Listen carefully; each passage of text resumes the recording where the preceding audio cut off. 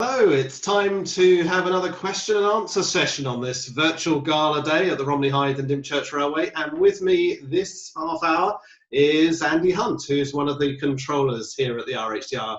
Hello, Andy. Hello, Richard. Good afternoon or good morning. Enjoying the gala so far? Yes, it all is going very well, and obviously a big day for you on any calendar, a gala day, if you're a controller. Oh, it certainly is. Yes, it's the busiest day of the year with the number of trains that are running around and the number of staff that we've got in, and just trying to keep everything to time. Yeah, it's a very hectic, busy day. Well, we'll have a chat about the gala in a bit, but obviously a lot of people are interested in what a controller does at the railway. They may have read about it or heard about it, but don't really know what you get up to. How long have you been a controller at the Romney?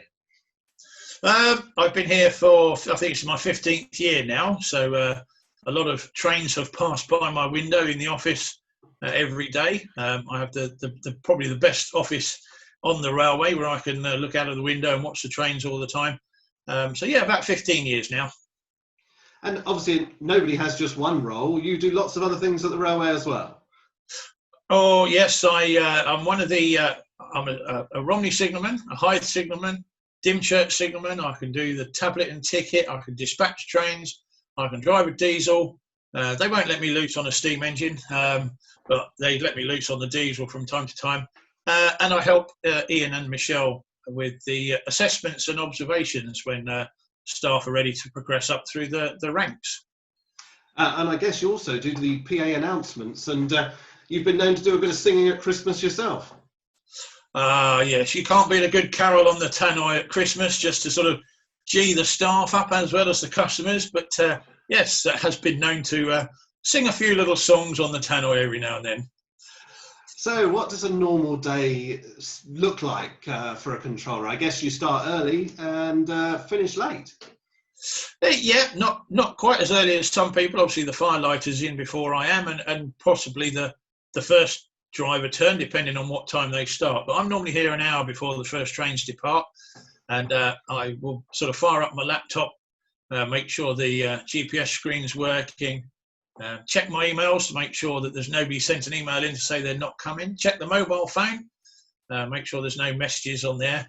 And then as the day progresses, it's doing the radio checks with the drivers, ensuring they're all here, and not forgetting the signalmen as well, because obviously they're as important as everybody else. And if we don't have a signalman at Hythe or at Dymchurch, then we can't run the train. So we know that the staff are all here. And then just a quick ring round to the shops, make sure they're all here and ready and waiting. And then during the course of the day, it's just keeping an eye on the timetable, making sure we've got enough coaches on the trains, especially if there's group bookings around as well, just so that we don't leave anybody behind, because that'd be the last thing we want to do. And I guess from a safety point of view, there's quite a lot involved as well, because I think, that role of controller is looking at safety critical issues, breakdowns, signal failures, the rostering, as you've highlighted then, but also the crazy things that are quite unique to us in things like sheep on the line. Yes, we do have quite a lot of sheep on the line, and probably a few now as we speak here on this virtual gala, because it's that time of year now where the little lambs are out and about and they can get through some of the fences. They go wandering down the line. So yes, we've quite a few sheep. We've had llamas or alpacas. They've been out on the line as well. Not quite sure. I think we might have had some pigs at one time when just at Dymchurch there's a little field there that had pigs in.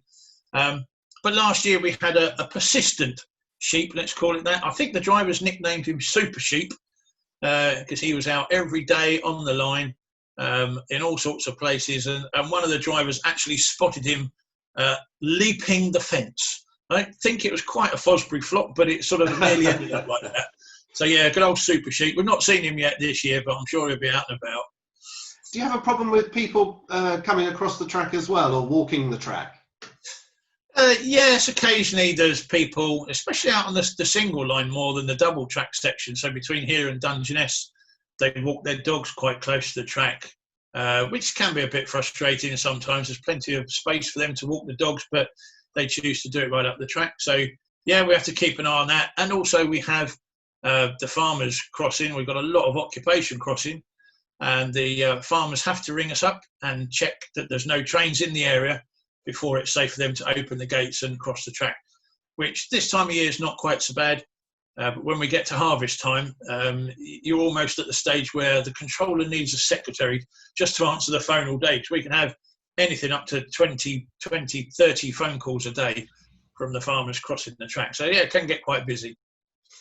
And I guess one of the questions that we have quite frequently, depending on the service we're running, of course, is that we get asked, how do you fit people on the trains if it's such a busy day? Because obviously people travel out in the morning from the various Hythe or Dungeness, and then everybody wants to get back at the same time in the afternoon. So is that something you worry about specifically? Yeah, we do. The old shoehorns come in quite handy then, I believe. That's what most staff call it, trying to get the people on the train. But yes, it is a worry. We keep an eye on it in the morning. We're watching the loadings on the trains, and something that's helped us in the past now is the introduction of Railcam, which we now have at all our stations. So that's quite handy. I can see when the trains leave Hythe how full they are. I can see Dymchurch, seeing how full the platforms are, so we can preempt that and make sure we've got enough coaches on the train. There's normally some spare coaches left at Hythe, so we can get those on the trains if needed. But it's just remembering as well where the passengers are getting off, what sort of time are they going to be going back in the afternoon. That's the awkward one. Some of that we are governed by the tide times at Dymchurch, so that can vary from day to day, and depends on the weather. If it's a nice day, people will stay at Dungeness and have a walk. If it's not so nice, they might come straight back on the train that they went down on. So each day is a juggling act, but we have spare coaches around the railway, and we also have the heritage coaches here at New Romney, which from time to time we have had out and used. That just shows that we are really, really busy when they're out. But our aim is to not leave people behind. So do you have coaches at every station then ready to roll? No, only the spare coaches are left at Hythe, and we normally have one or two at Romney. As I say, we'll have the heritage coaches here as well. So if there's been a problem at Dungeness and we've left people behind, then we've got the heritage coaches that we can put on the next train and get them down there. So we'll look after those customers. We'll offer them a free cup of tea or coffee or something, or get them a drink while they're waiting. And then we'll make sure there's some spare coaches, and we'll make sure that those coaches are reserved for those people as well, so they get the first pick of the coaches and the seats coming back up. Sounds like a good contingency plan, but I guess you also have to make contingency for those occasions when things do go wrong. And with all the mechanical and operational side of things, you obviously do face that occasionally. And what happens when you get a fault on the loco? Obviously at New Romney, you've got the staff on duty who'll be able to deal with that. But what happens if something goes wrong at Hythe or at Dungeness at the other end of the line? Yeah, that's a little bit more of a challenge. It depending on what the fault is, it can be that we could get either Fred or Ian, the engineering guys, to run up to Hythe and have a look if the timetable allows and we've got enough time, or the same at Dungeness. But if it sounds like it's going to be a bit of a long time to fix the fault, then we'll need to think about getting a rescue train, or a Thunderbird as they're called, and get them sent down to go and pick the train up and bring it back. And it may even be that the loco that's broken, we leave that at Hythe or we leave it at Dungeness. That happened once last year. I think everything came back, and then we managed to go and rescue the loco and bring it back. So there's normally usually a spare engine around at New Romney, a diesel or a steam loco, that we can send out to go and pick up a stricken train and keep the passengers on the move. Well, that's the important thing. And thinking of passengers, what's the funniest question you've been asked as a controller? Oh, there's probably been a few over the years. One of my favourites was always, does this train go to London? That was a good one. People ask where the toilets are on the trains. Where's the heating on the trains? They're always good questions. So yeah, but you have to be very careful when you answer those sort of questions, that you don't make the customer feel that they've asked a silly question. The one who probably get asked the most, which I do find the funniest at Romney, is they will ask you, when's the next train to Romney? So trying to tell them that they're already at Romney, but without smiling and making them feel silly, is interesting sometimes. Oh yes, and obviously there are many different days during the calendar full of events at a normal time, and hopefully we'll have some of those back with us again soon. But what's your favourite day on the railway? Now, yes, my favourite day, I have two. My favourite days are the quiet days. If I can sit in my office and be quiet all day, so the radio's not going or the phone isn't going, then that means that everything's running fine on the railway. There's no problems. All our passengers are having a great time. So they are good days. But without fail, my favourite day has got to be the bus rally day. I just love that one. It's a chance for me to get out of the office, get out into the car park, meet all the smashing guys from the bus fraternity that come down. We had 40 odd buses last year. Probably one of the busiest days, apart from the Santa specials on the railway. There's so many people around. Trains are packed out. And it's just lovely to see the buses when they do their trips from New Romney down to Dungeness, absolutely rammed out with people. They're all happy and smiling. And if the weather's nice and the sun's shining, we normally have a couple of open top buses, and the queues for those are just phenomenal. And it's just great to see.